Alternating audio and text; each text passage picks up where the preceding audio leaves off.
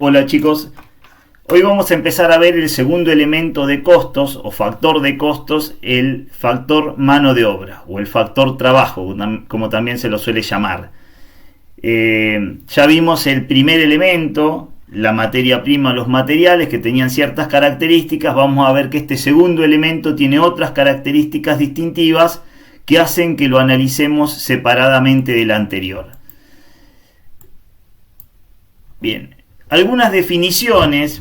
A mí la definición que más me gusta es que la mano de obra es el tiempo que ponen a disposición los individuos para participar directa o indirectamente del proceso productivo a cambio de una remuneración o salario. Hay varias definiciones, según cada autor tiene su definición, que son parecidas. Vamos a leer algunas de los autores clásicos. Por ejemplo, el profesor Juan Carlos Vázquez dice que la mano de obra es el valor del trabajo realizado por los operarios que directa o indirectamente contribuyen al proceso de transformación de la materia prima. Acá lo que habría que marcar, que Vázquez dice que la mano de obra no es la que trabaja solamente directamente sobre el objetivo productivo, sino la que hace trabajo indirecto, también es mano de obra. Por ejemplo, no solo es mano de obra el personal que está cortando la madera, que está ensamblando la silla o que está pintando la silla, sino también el supervisor que está controlando a esos empleados, ¿sí? También es mano de obra el ingeniero de planificación, el operario de mantenimiento de la máquina productiva. Otra definición de otro autor clásico, Jiménez, el profesor Jiménez, dice que el costo de la mano de obra lo forman los montos devengados como consecuencia de los servicios que la empresa recibe de su personal en relación de dependencia, ¿sí? Acá habría que marcar lo que dice Jiménez, que para que el costo de las personas que trabajan en la empresa entren dentro de este segundo elemento, tienen que estar contratados directamente por la empresa como empleados de la empresa. Eso significa que estén en relación de dependencia. Sea un contrato laboral entre la empresa, la unidad productiva y el empleado que presta servicios. No entra dentro de este segundo elemento el personal tercerizado, que la empresa contrata a través de otra empresa. Eso entra en el tercer elemento, otros costos de producción, y no entra en este segundo elemento, mano de obra.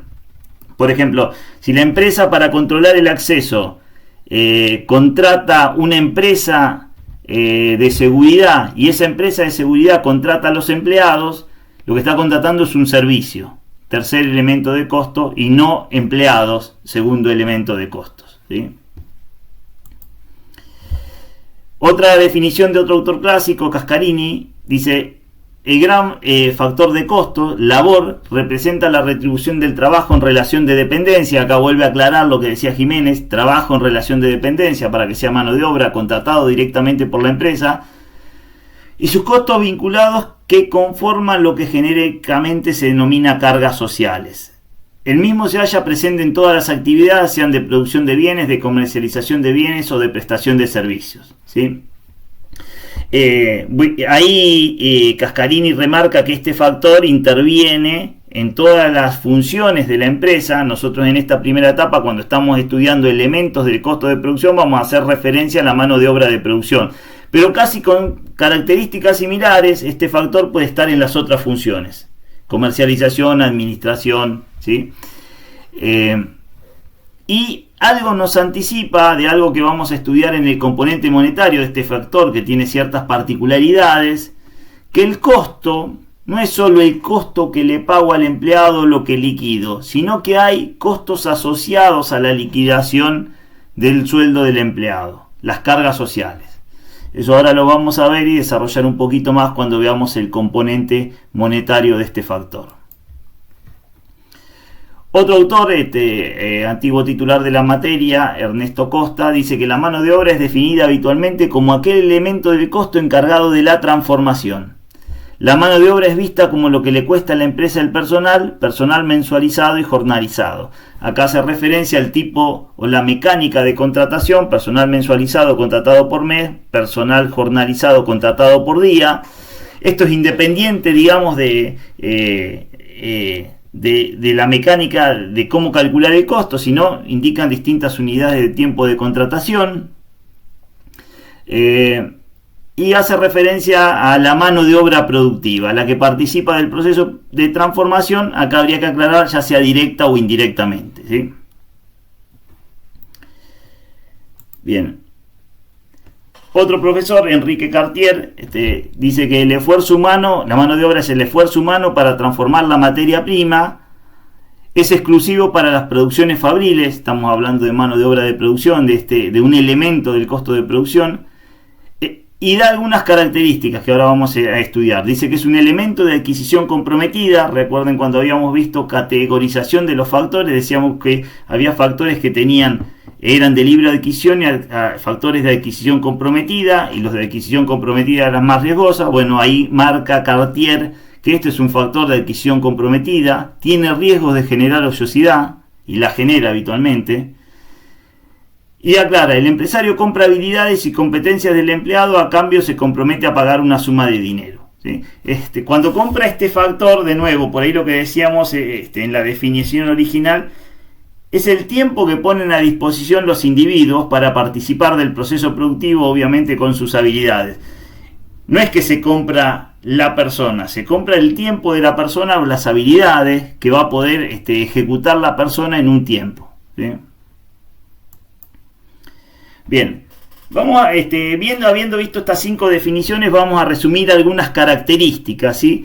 A ver, para recordar, es el tiempo que ponen a disposición los individuos, participan directa o indirectamente del proceso productivo, ¿sí? Tienen que estar en relación de dependencia, contratados directamente por la empresa. Es un factor no almacenable, ¿sí? Es decir, que no admite su posibilidad de uso posterior ante su no uso presente, a diferencia del elemento que habíamos visto en la unidad anterior. El material que podía ser estoqueable, si no lo uso hoy no lo pierdo en general, si no tenía una fecha de vencimiento. Acá nunca va a pasar que pueda estoquear las horas hombre contratadas. Yo contrato un empleado, cumple una jornada de 8 a 16, si no le tengo trabajo que asignar y no hay producción, el factor genera el pago del sueldo y genera costos que no voy a poder aprovechar porque no voy a poder usar esas horas para producir, ¿sí? Es no almacenable.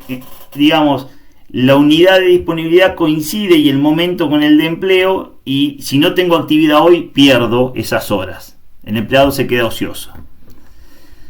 Con el agravante de esta tercera característica, que es un factor de adquisición comprometida, es decir, la empresa se obliga a comprar cantidades mínimas de tiempo de presencia, muchas veces una jornada de 4 horas, una jornada de 8 horas, tiene una contratación mensual a tiempo parcial o a tiempo completo, y con lo cual si hay periodos que no tiene trabajo, igual va a tener que pagar el sueldo, salvo que haya algún justificativo y pueda suspender el personal, ¿sí? Otra característica de este factor, lo que decía Cascarini, tiene costos asociados o costos derivados, ¿sí? El componente monetario de este factor tiene particularidades en su determinación que hacen que, así como en el material decíamos, no es el precio que le pago al proveedor, el componente monetario, sino que es el valor de salida, que está compuesto por un valor de ingreso, que es el precio neto más los gastos de adquisición. Bueno, acá vamos a decir que el componente monetario es lo que le liquido al empleado más una cierta cantidad de cargas sociales y beneficios sociales, que después vamos a ver cómo hacemos incidir en ese componente monetario.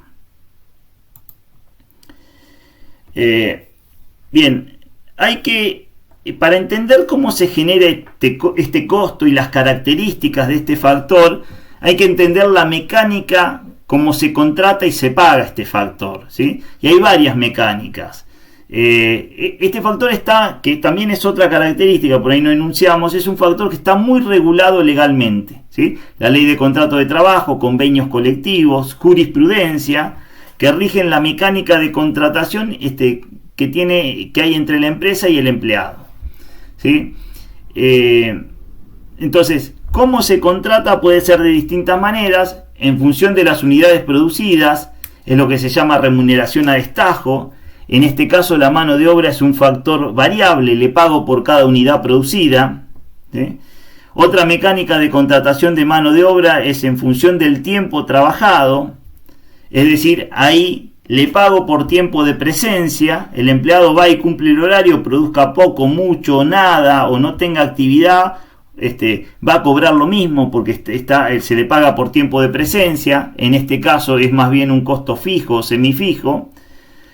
Y en función de salarios incentivados, en este caso se le paga un componente fijo, que es el salario mínimo, y una adicional comisión o incentivo por productividad. Entonces suele dar en los vendedores, que cobran un salario mínimo por tiempo de presencia y una comisión por venta. O en producción también cobran un salario mínimo por tiempo de presencia y un incentivo por unidad producida. En Argentina, la normativa laboral tiende a que se priorice el segundo caso. En general, se contrata por tiempo trabajado. La mecánica de contratación de la mano de obra es por tiempo trabajado. Ya con que el empleado garantice un tiempo de presencia, ya tiene derecho a cobro, independientemente de la productividad. Salvo en algunas muy pocas actividades que se podría, dentro de la ley, ¿no? Contratar a destajo por unidad producida. En general, la mecánica de contratación que habilitan las leyes es en función de unidades de tiempo. Y también en función de salarios incentivados, que es una mezcla de unidades de tiempo más un incentivo adicional por unidad producida. Siempre y cuando el adicional sea una adicional por arriba del mínimo que garantiza la ley por unidad de tiempo trabajada. Es decir, le pago el salario mínimo mensual y después le puedo pagar como adicional un incentivo por cada unidad producida o por cada unidad vendida. Eso también es válido, ¿sí? En este último caso, el costo laboral es más bien semivariable. Componente fijo por unidad de tiempo, componente variable por unidad producida.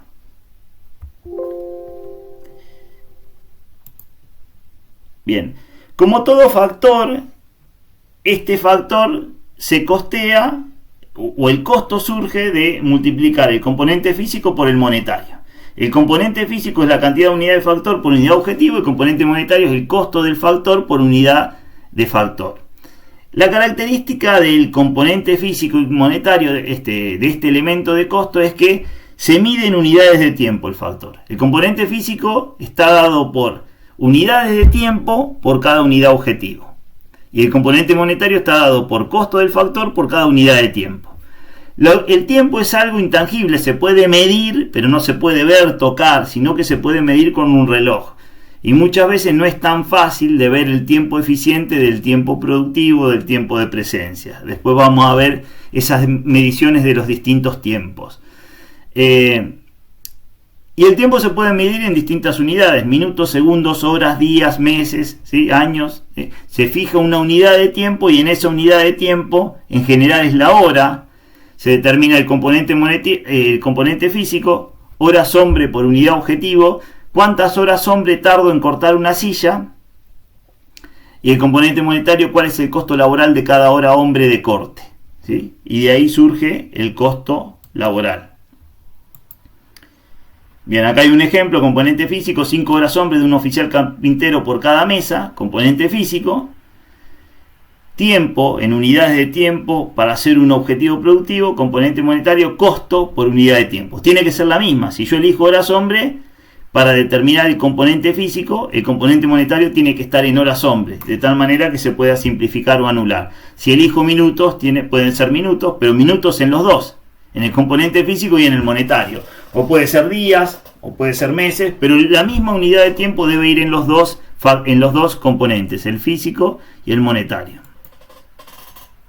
Se aplica la ecuación del costo, el costo de un factor XY, el costo del factor trabajo de corte, horas hombre de corte para hacer una mesa, un objetivo A, es el producto del componente físico, cantidad de unidades de tiempo, horas hombre para cortar una mesa, por el costo de cada hora hombre.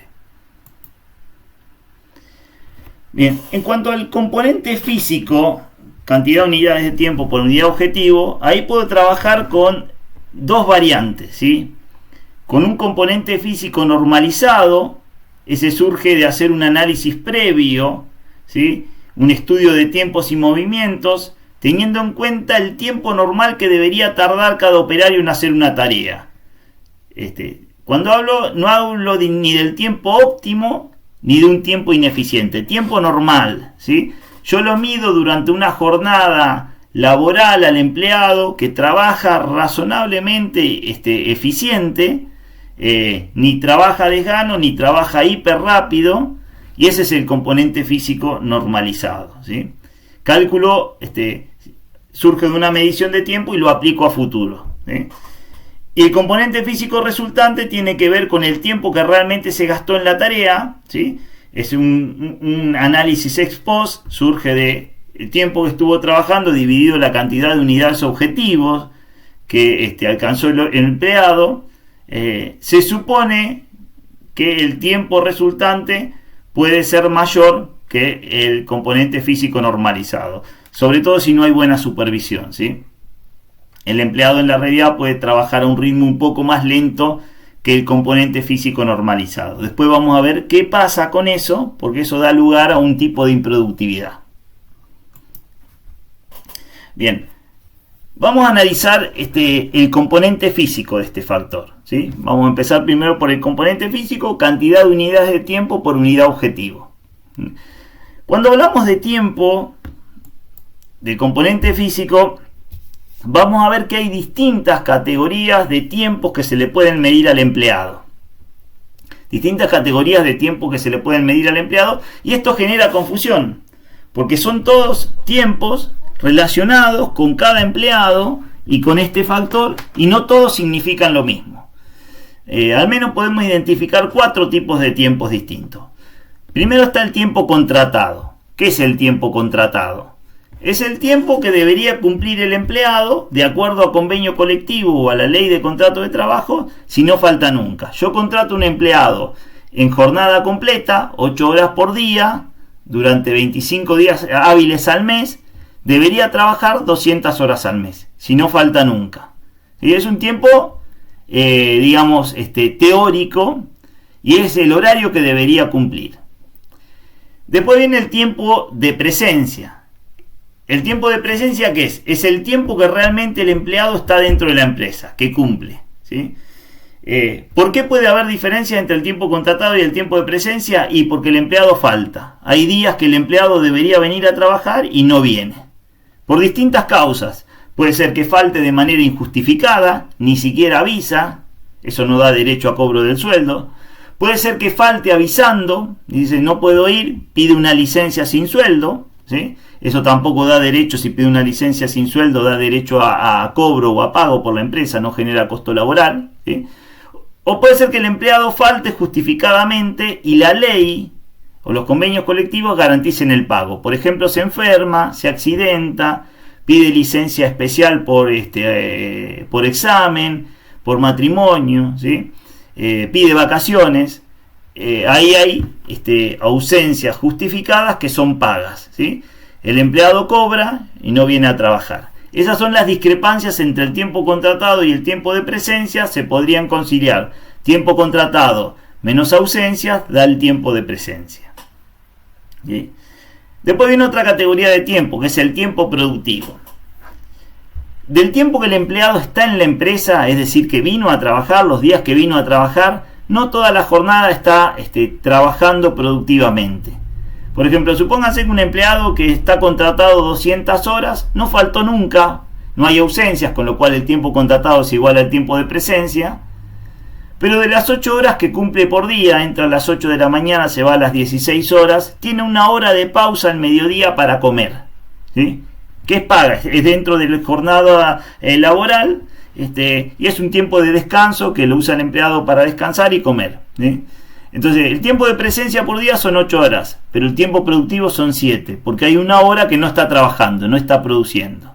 7 horas está delante de su máquina haciendo su tarea, el oficial cortador estará cortando madera 7 horas, y una hora, que es tiempo de presencia y es pago, está comiendo, ¿sí? Digamos que la conciliación entre el tiempo de presencia y el tiempo productivo, la diferencia, son las improductividades explícitas. Son tiempo, horas que el empleado está dentro de la empresa y se detecta que no está trabajando por causas justificadas y normales o por causas anormales, ¿sí? Eso lo tendré que catalogar a qué se debe que el empleado no esté trabajando. Si la máquina se rompió, el empleado está en la empresa, llegó a las 8 de la mañana, se encuentra que va a trabajar, va a cortar, la máquina de corte no anda, se quemó el motor. ¿Por qué se quemó el motor? Por mal mantenimiento. Bueno, es una situación anormal. Se debería haber mantenido la máquina y debería haber funcionado bien. Ese tiempo improductivo explícito, esas 4 horas que estuvo esperando hasta que le arreglaron la máquina, es tiempo improductivo explícito anormal, porque se debe a una causa que no debió haber ocurrido, la empresa no acepta que debería haber ocurrido. Ahora, la hora de comer de todos los días es tiempo improductivo explícito normal, porque la empresa acepta que ese tiempo se pierde y es necesario para que el empleado trabaje bien durante las otras 7 horas que sí está trabajando. Una jornada de capacitación de 4 horas, el empleado un día no va a cortar, le dice mañana tenés curso de 8 a 12, le dice el supervisor, entra a las 8, no va a cortar a hacer su tarea productiva, sino que va a un curso de capacitación. Eso es tiempo improductivo explícito normal. Es necesaria la capacitación, no está trabajando, no está usando su tiempo de presencia en producir, pero está haciendo una cosa que también es necesaria. O sea, es tiempo improductivo explícito normal. Nuevamente, para resumir, la diferencia entre el tiempo de presencia y el tiempo productivo son las improductividades explícitas, que pueden ser normales o anormales. Y por último viene el tiempo eficiente. El tiempo eficiente es preguntarse, ¿cuánto tiempo debió estar el empleado haciendo su tarea productivamente de acuerdo a la producción que hizo? ¿Sí? Supóngase que yo detecto que el empleado estuvo adelante de la máquina después de ver el tiempo de presencia, de traer las improductividades explícitas. Digo, el empleado estuvo adelante de su máquina 150 horas. ¿Sí? Por informe que me da el supervisor, dice, el empleado en todo el mes estuvo 150 horas cortando, haciendo la tarea de corte. Ahora le pregunto al supervisor, ¿cuántas sillas cortó? 120 sillas. ¿Cuál es el componente físico normalizado? ¿Cuánto debió tardar en cortar cada silla? Y debió tardar 1 hora. Si era eficiente en el proceso de corte, tardando 1 hora por silla, cortaba cada silla. ¿Cuántas sillas cortó? 120. ¿Cuántas horas debió tardar? 120 horas. Ese es el tiempo eficiente.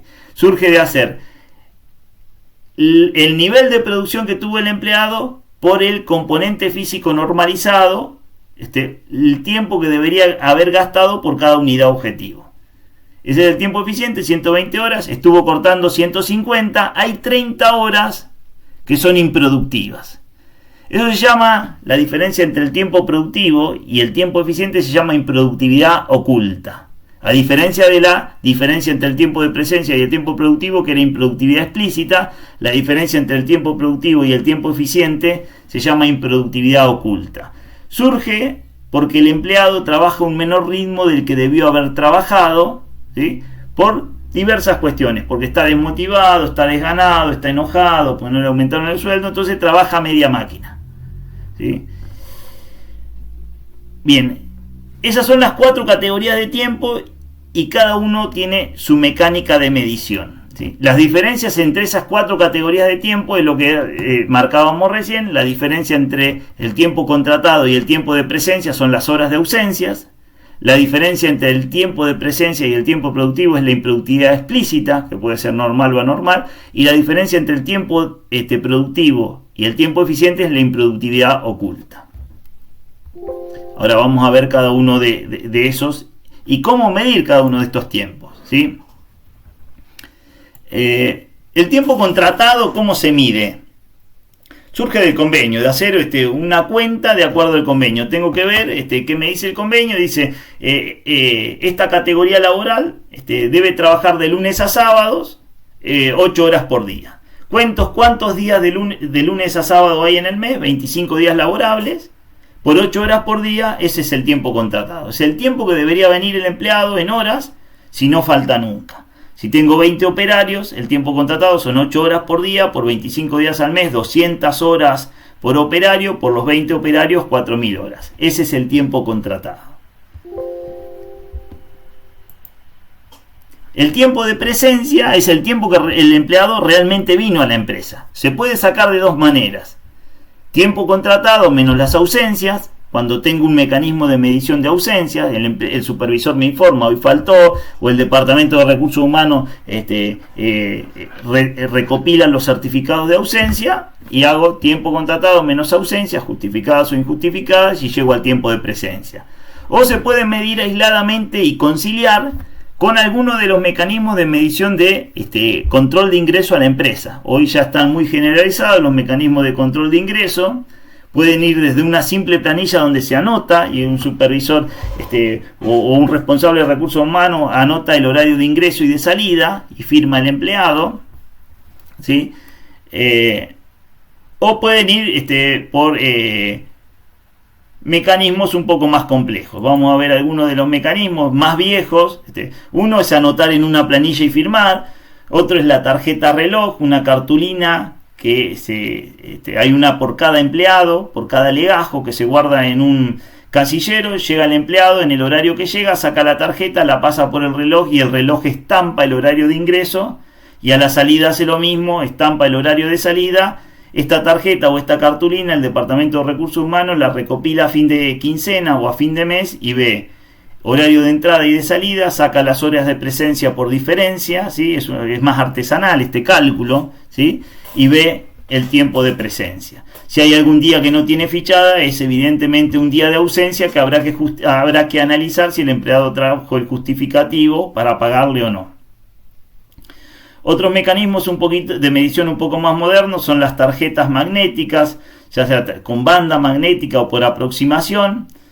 La ventaja de estos medios un poco más modernos, hay más modernos todavía, es que atrás de estos sistemas, de este hardware, hay un software que hace que no sea tan artesanal la medición del tiempo de presencia, sino que esto va a un software, todos los empleados fichan y se registra en un software para cada legajo. Cada tarjeta está identificada con un legajo porque es personal por empleado.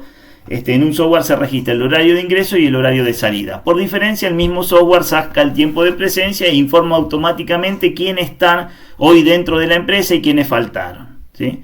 La desventaja de este método es que se puede adulterar el horario de ingreso o de salida cuando un operario le da la tarjeta al amigo para que fiche, ¿sí? Porque llega tarde y dice, fichame vos, porque yo voy a llegar una hora más tarde.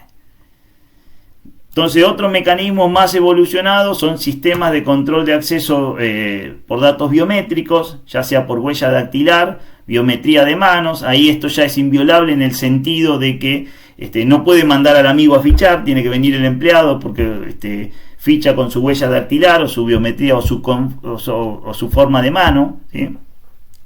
Tiene también la misma ventaja que el anterior, en cuanto a que tiene un software atrás que permite el cálculo del tiempo de presencia, que permite calcular automáticamente quién está ausente y quién está presente y cuántas horas estuvo presente en el mes o en la quincena. Otros también sistemas biométricos por medición, lectura del iris del ojo, que es como una huella dactilar del ojo, o control facial, que es similar a la biometría de mano, identifica la conformación de la cara. También son inviolables en este sentido estos métodos.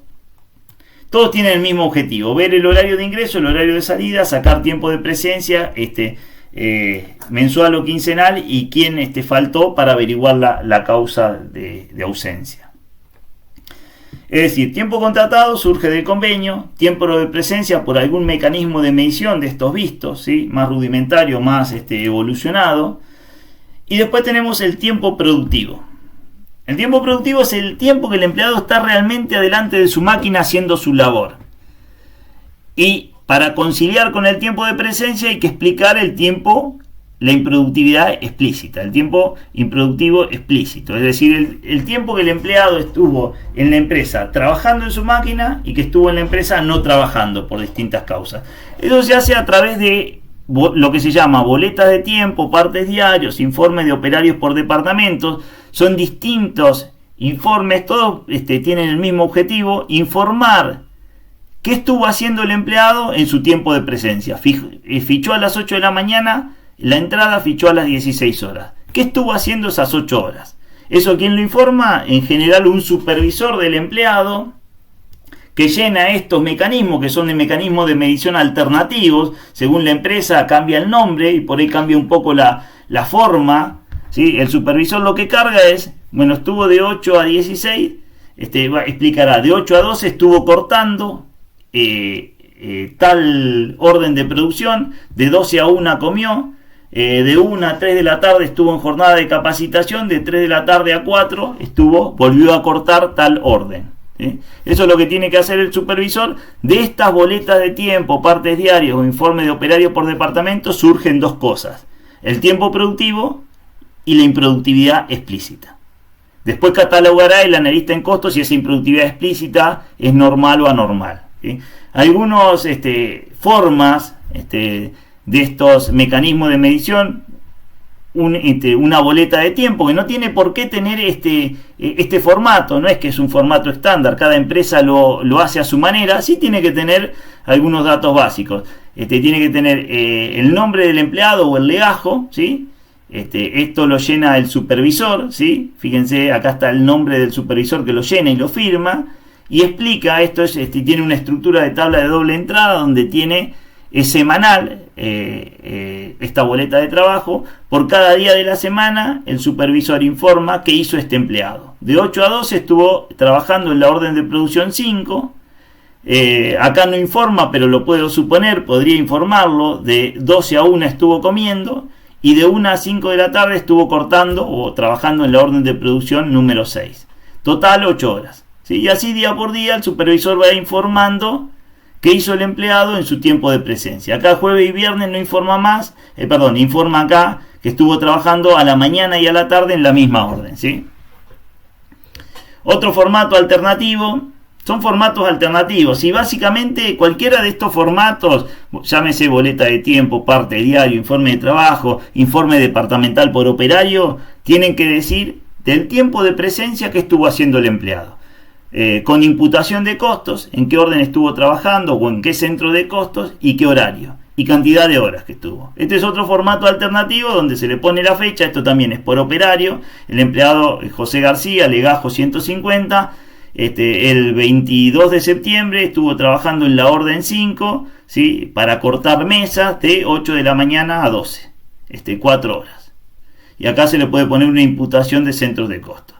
Ese mismo día, el 22 de septiembre, estuvo trabajando en la orden 6, también cortando mesas de 1 a 5 de la tarde, 4 horas, ¿sí? Y se le pone el centro de costos. Fíjense que cambia la forma, pero los datos son los mismos, se vuelcan distintos por ahí, pero los datos son los mismos, ¿sí?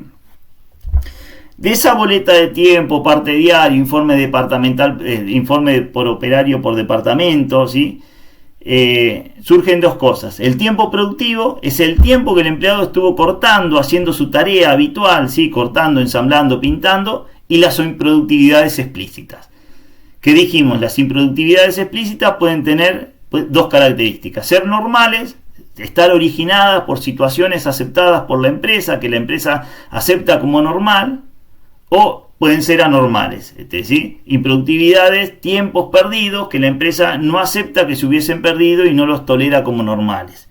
Ejemplos de improductividad explícita normal o tiempos muertos normales, como se suele llamar, son tiempo de preparación de la maquinaria, tiempo de mantenimiento, tiempo de capacitación de los empleados, tiempo de descanso normal, ¿sí? Si yo le doy media hora de descanso, ese es el tiempo muerto normal. Si se toman 1 hora y media y retoman el trabajo 1 hora y media después, ahí tengo tiempo muerto anormal, la hora que se excedió, y tiempo muerto normal, la media hora que sí le había dado, ¿sí? Bien. Y los tiempos muertos anormales justamente son los que escapan de las pautas aceptadas por la empresa. Tienen que ver con ineficiencias, anormalidades, excesos en el uso de este factor, de estos tiempos. Tienen que ver con situaciones no aceptadas, no sé, un paro, una huelga, una rotura de una maquinaria, faltante de material, situaciones que no se consideran que debieron haber ocurrido. La empresa no acepta como normal. Estos tiempos van a resultado. Estos tiempos perdidos anormales, tiempos muertos anormales, se imputan al estado de resultado porque son ineficiencia.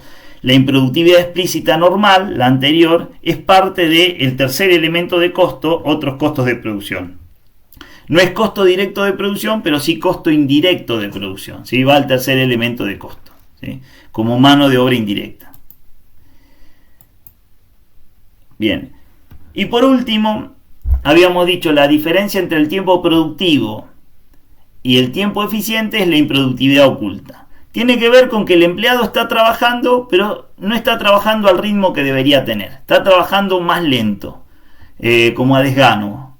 Eso tiene que ver con el empleado, no es que no le da para trabajar más rápido, no quiere trabajar más rápido, porque no alcanza el parámetro normal, eficiente, sino que está desganado, está desmotivado, está enojado y trabaja media máquina, charla con el compañero, se desconcentra. En definitiva, tiene un ritmo menor del que debería tener, lo que hace es que logre que tenga menos producción de la que debería tener. ¿Cómo se mide? Justamente de esa manera.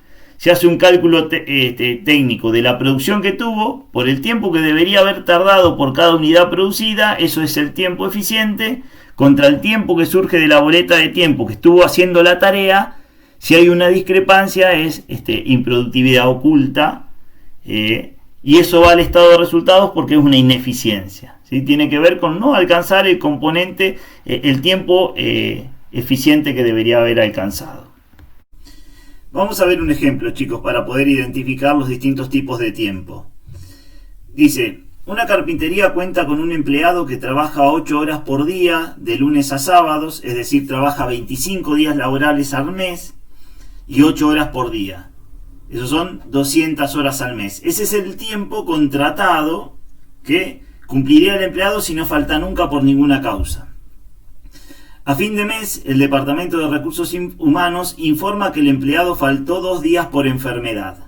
Ahí tengo las inasistencias, ¿sí? A partir de las boletas de tiempo surge que todos los días que asistió a la empresa se informa media hora de horario de comida. Es decir, los días que fue a trabajar tuvo una pausa de media hora que es un tiempo de parada normal y necesario para que el empleado descanse. Después otro dato me dice durante media jornada, es decir 4 horas del día 18 del 7, asistió a jornada de capacitación en materia de seguridad e higiene. Durante media jornada, el día 23 del 7, también 4 horas, no trabajó por rotura de máquina productiva por falta de mantenimiento. Situación que se considera anormal, lo cual es lógico porque tiene que ver con un hecho imprevisto que no debería tolerar que pase la empresa y es una ineficiencia. A partir del informe de producción se determina que el operario ensambló 75 sillas durante todo el mes. De acuerdo a parámetros normales, se sabe que el tiempo necesario para ensamblar una silla es de 2 horas hombre. Bien, vamos a armar la matriz de tiempo en base a estos datos. El tiempo contratado, como decíamos, es un solo operario, es un caso simple. Estamos suponiendo que es el único empleado que tiene la empresa, que trabaja 25 días al mes y 8 horas por día. El tiempo contratado son 200 horas. ¿Sí? Ausencias injustificadas no hay, ausencias justificadas sin sueldo no hay. Ausencias justificadas con sueldo sí hay 2 días que faltó por enfermedad, ¿sí? De licencia por enfermedad, es decir, faltó 16 horas en el mes, es decir que por diferencia saco el tiempo de presencia, 200 menos 16 son 184 horas, esto lo debería conciliar con el tiempo de presencia que surge del reloj, ¿sí?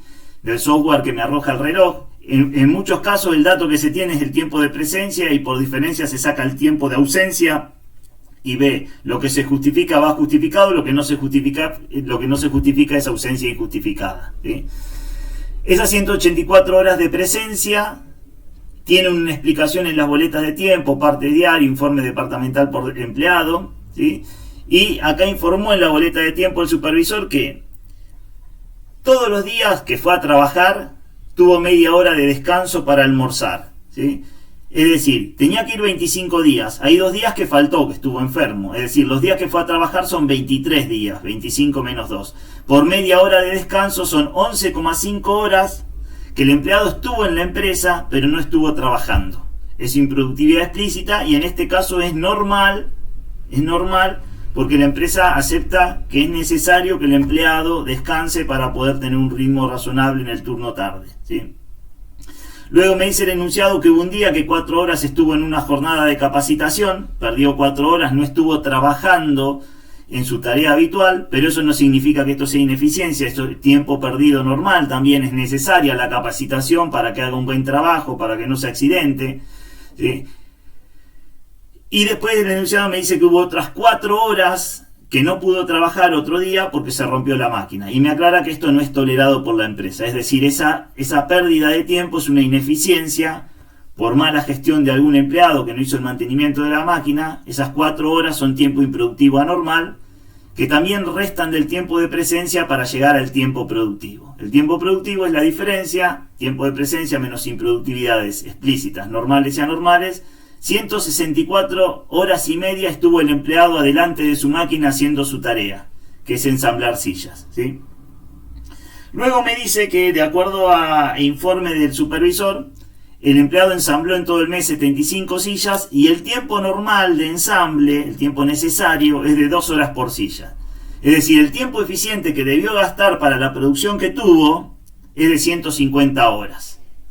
Como estuvo 164,5 horas adelante de su máquina y debió estar 150 horas para hacer la producción que hizo, la diferencia, esas 14,5 horas, es improductividad oculta, tiene que ver con trabajar a un menor ritmo que el que debería haber tenido en condiciones normales, y eso es una ineficiencia que va al estado de resultados. ¿Cuál es el componente físico puro? Es el tiempo eficiente. Es el componente físico de la mano de obra directa.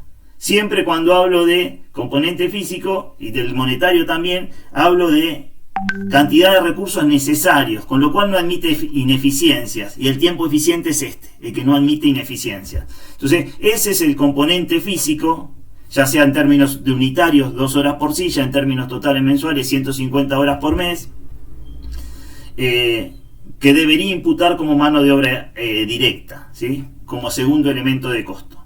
La improductividad oculta va al estado de resultado, una ineficiencia. El tiempo de parada explícita por rotura de máquina va al estado de resultado, una ineficiencia.